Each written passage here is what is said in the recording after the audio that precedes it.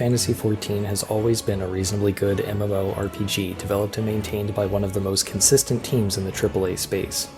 Its 2019 expansion, Shadowbringers, elevated it to new heights of popularity as a result of several confluencing factors: the global pandemic pushing more online interactions, and the decline in popularity of one of its main competitors, World of Warcraft, in the wake of its ill-received Battle for Azeroth expansion, and decline of Activision Blizzard's image, to name just two.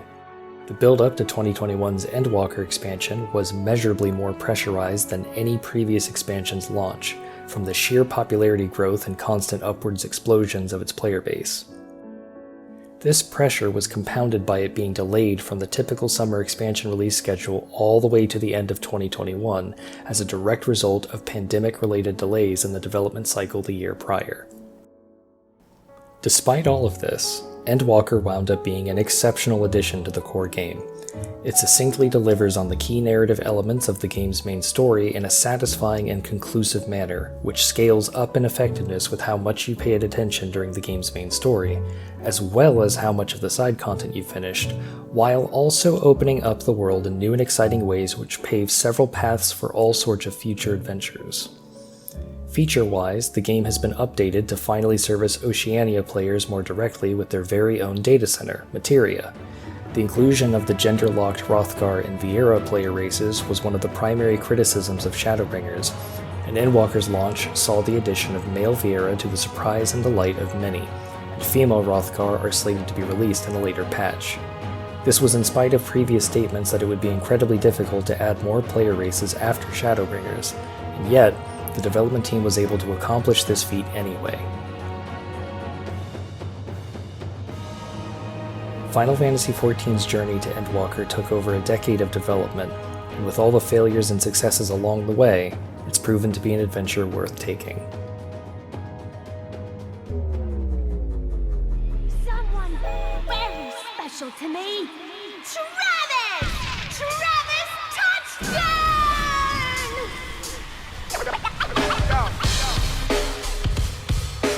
I've been waiting for this! It shouldn't have been like this. Ouch! No More Heroes 3 seemed like something Suda51 is going to give his all for. And maybe he did. But due to his own insistence on trying to impress James Gunn and Takashi Miike, the realities of his company and Marvelous being sold to two different conglomerates, and the COVID-19 pandemic, No More Heroes 3 is an unfinished, empty mess of a game, hung up on the Guardians of the Galaxy films, John Riccitiello, and Miike's movies, instead of being inspired by it. Really burns depth and fear into his imagery. Fuck! Miike is so awesome! For real. Suda constantly bemoans the ruining of Shadows of the Damned, when he now has the rights to the franchise and can just do whatever he wants. None of the bosses Travis faces add up to anything beyond spectacle, even reducing series mainstay Henry into a Marvel Loki ripoff. I saw a movie about God, and it just flowed through me like electricity. I realized the anguish of having such a good-for-nothing little brother, and came to the conclusion that I have to stop you. Yeah, no thanks. There's a part in No More Heroes 3 where Travis Touchdown straight up begs Miike to do a No More Heroes movie. In the previous games, I'd see this as a joke, a little rib at Travis wanting to be included in something he loves. Here, it reads more like Suda pleading for the acceptance of others, making Punk feel dead and buried. No More Heroes 3 doesn't kill the past, it wallows in it. It's time to wake up and kill the past! I've been waiting oh so long to jump your neck to correct what's wrong! Welcome to Kimmy's Palace! This'll be your grave, I'll cut off your phallus! Yo, check it! Come! Ha!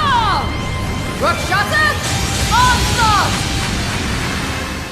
So back in 2020, I started playing The Legend of Heroes Trails of Cold Steel. It took me about the whole year to power through the game, and immediately started the sequel motivated by a game doing familiar things in a way I just hadn't seen in a modern JRPG at that time. That momentum got me all the way to the third installment of the series, which ended up as another playthrough spent scrambling to hit end credits just hours before the new year. The gameplay is refreshing as a turn-based JRPG system that focuses on map placement and turn order advantage while never feeling too much in terms of all the mechanics that follow suit. There's no such thing as a perfect character build. Rather, you figure out what characters you want to include in your party and make sure to equip the best quartz, materials, and items that can give you a standout party system. Cold Steel 3 ushers in a new cast of characters to focus on alongside our protagonist Rean Schwarzer, and they handled this the best way possible by making each new member of Class 7 a foil to some aspect of him, be it his own views in regard to his swordsmanship, his loyalty to the country he works for, or the bubbling anger that results from being a weapon of the state.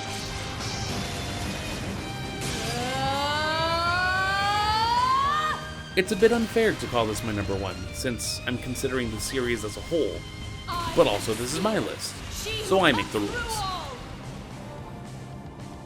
This is your end.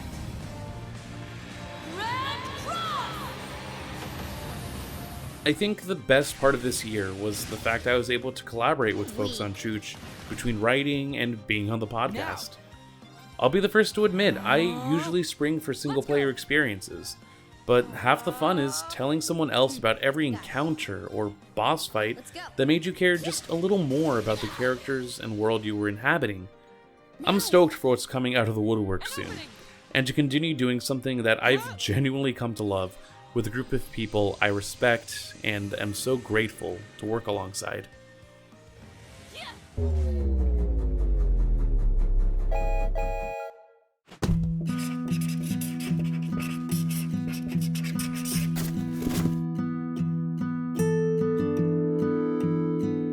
The excellence of Unpacking's audio design comes from both its attention to detail and its simplicity.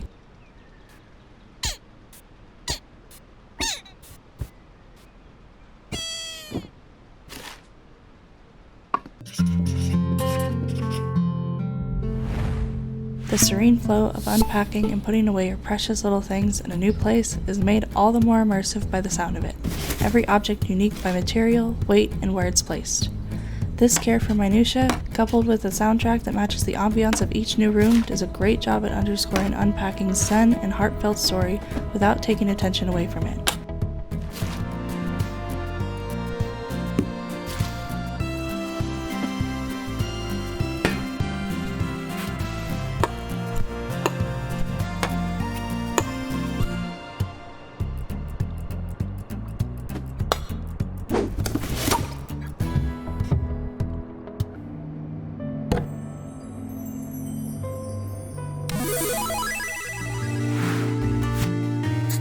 For us, the intricacy and sheer effort of its sound design makes Unpacking our pick for Best Audio of 2021.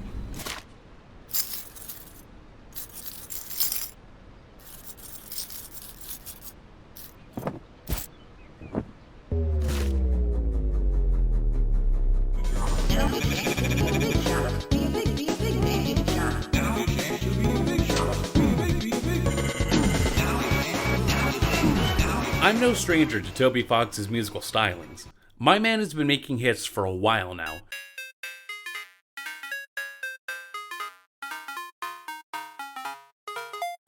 Hell, I remember when Megalovania was the theme for a one-winged dog killing an entire dream planet. A Cyber's world starts off with a simple melody, but built into a beat drop right as you get a glimpse of the new area you'll be exploring this time around, confidently stating that there's going to be a lot to enjoy sonically. As such, it's not a surprise that Chapter 2 of Fox's newest project, Deltarune, would deliver when it comes to the soundtrack department. While some pieces from the first chapter still stick around, like the battle theme Rude Buster, Chapter 2 is unafraid to bring out new leitmotifs and tunes that will stick with you long after you hit credits. New character Queen has her own leitmotif that's full of as much character as she is, popping up in different arrangements as you try to stop her nefarious plans. a lot of the musical strengths mainly come from new characters getting the chance to take some of the spotlight, such as Birdley's themes that suit an awkward teen stepping in as an overzealous henchman for the day, or Noelle's theme, which is able to hint at a lot more of the darkness this game has that is slowly starting to leak out. Of course, I can't talk about Deltarune Chapter 2 without discussing the sounds of everybody's favorite #1 rated salesman, 1997.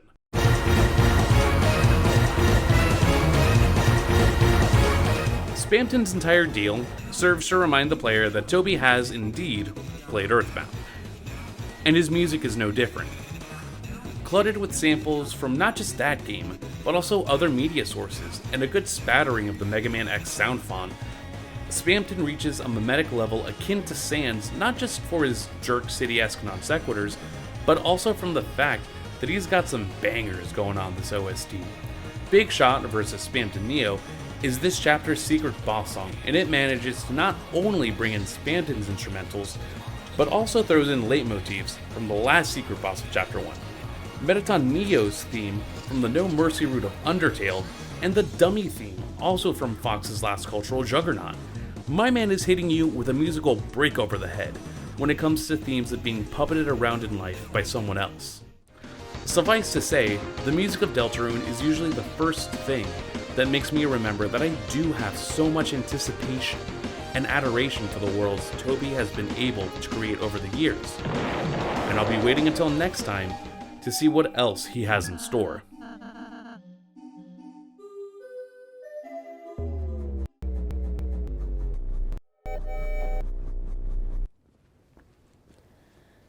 The Medium is a psychological horror video game that is one of many horrible byproducts to come out of 2021, putting the player in the role of a psychic who is able to simultaneously see and experience the real world and a metaphysical world at the same time. The game has a lot of technical issues in attempting to execute this gimmick. Between near constant amounts of lag and multiple crashes in attempting to render two different screens at the same time, the Medium hardly does anything innovative compared to other titles that have done a similar effect more successfully. However, the Medium's bugs barely scrape the surface of what is actually wrong with the game. More appallingly, the game flagrantly uses exploitive imagery and charged topics as the framework for much of its plot, all prefaced with very unhelpful, vague trigger warnings at the beginning of its game.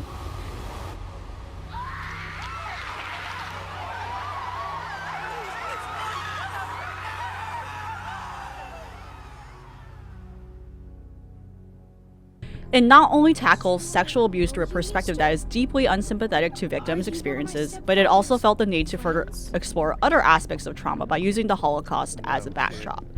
To add insult to injury, the Medium was also released around International Holocaust Remembrance Day.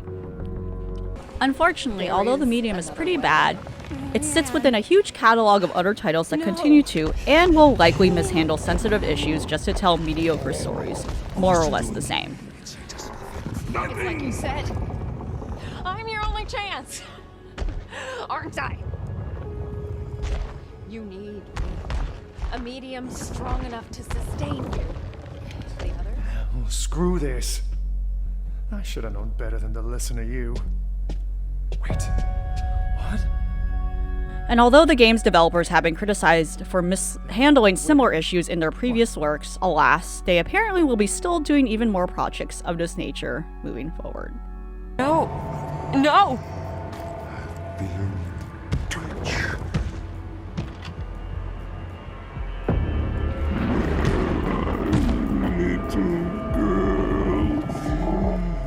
Where is she? Why do you not? Here I come!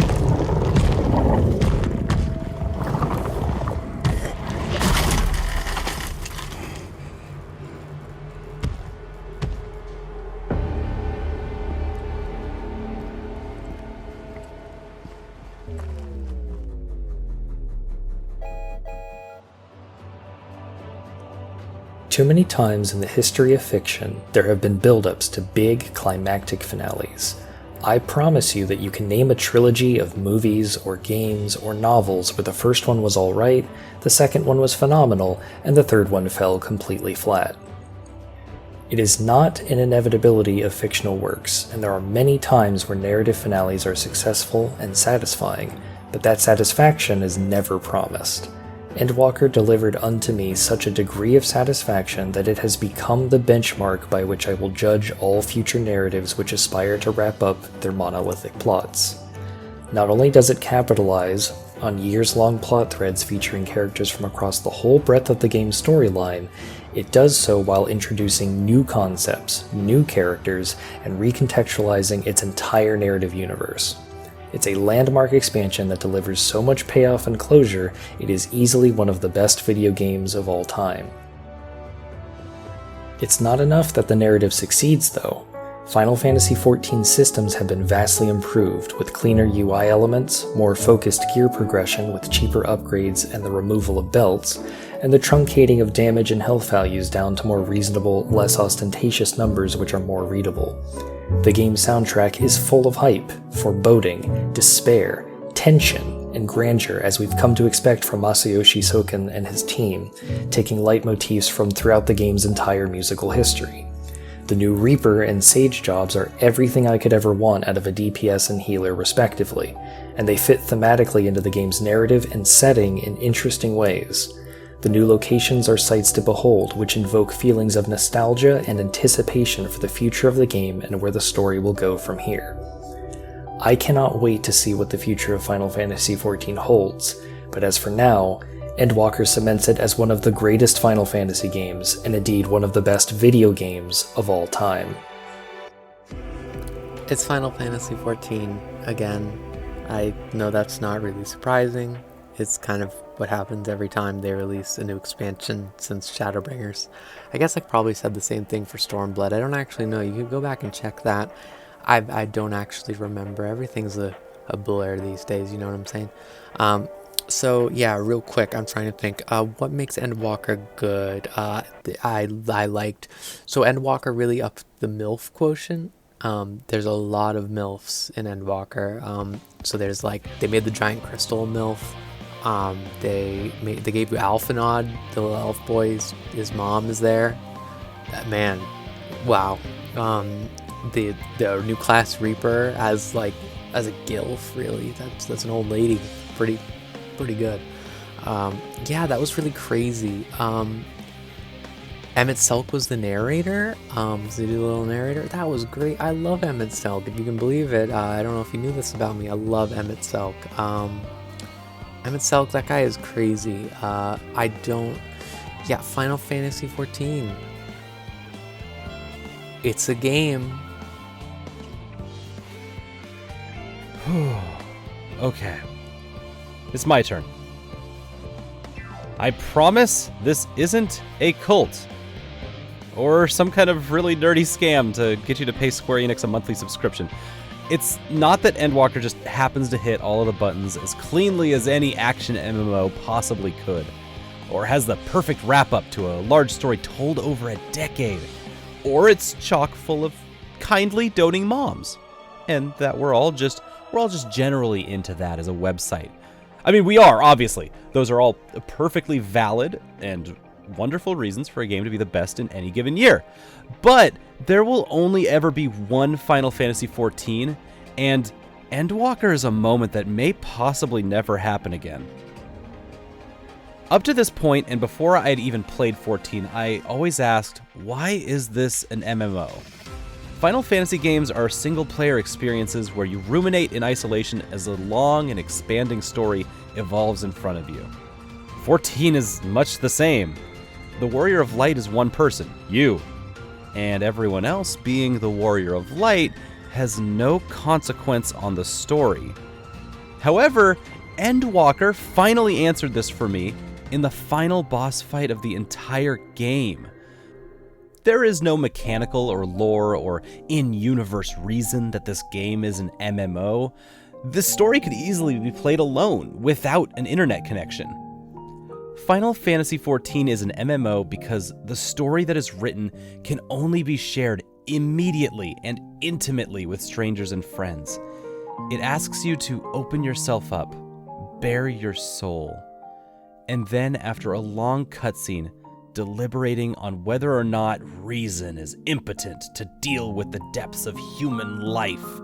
Some catboy in a leopard print Speedo named Bobo Swaggins comes in screaming, "Let's get this fool!" as a group of strangers move together as one without even having to share another word. All of this is therapy. In the last fight, you're alone, and so you call upon 7 other people to join you one last time to stop the threat of the end of the universe. And all of those people know exactly what you've been through to get to that fight. And once again, they have your back to prove that the universe is worth saving beyond a shadow of a doubt. Despair and self-loathing be damned. If you weren't there when Endwalker first came out, start playing now. And tell everyone you can about your adventures as you do. This game can't be played alone, because it simply demands to be shared. It's a game that changes people's lives. You just heard from the hearts of Spencer, Rose, and myself about this game. But we have one more story to share. One more person who was deeply affected by walking to the same ends as we all did. Separately, but we were together.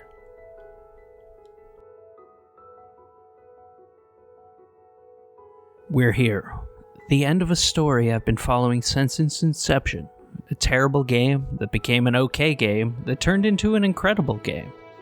A story that's only continued to grow and improve and build off itself since the very beginning. I devoured Endwalker, did every single side quest, did every optional bit to see every bit of content I could over the 2 weeks it took me to finish. I cried multiple times, struck by the beauty of the story it told, one of hope and acceptance and love. I could not look away, and not just because I didn't want to wait in a queue to log back in. I was hooked. And in the end, it's been one of the most meaningful gaming experiences I've ever had. I'm not saying that to exaggerate. This isn't a Game of the Generation Neo 2 goof. The game has made me who I am today. When I started, I was Chris, someone who always had a beard, because if I look manly, maybe I'll feel that way. Then, through my character Solon, I was able to live as someone else a little bit. Yeah, it might be in a game, but it still allowed me to be myself. And that journey has come to an end, and a new one is ready to begin. One of growth and discovery that I hope will not just go another 10 years, but until the end. So let me reintroduce myself. Hi, I'm Lorelai, and Final Fantasy XIV Endwalker is my game of the year.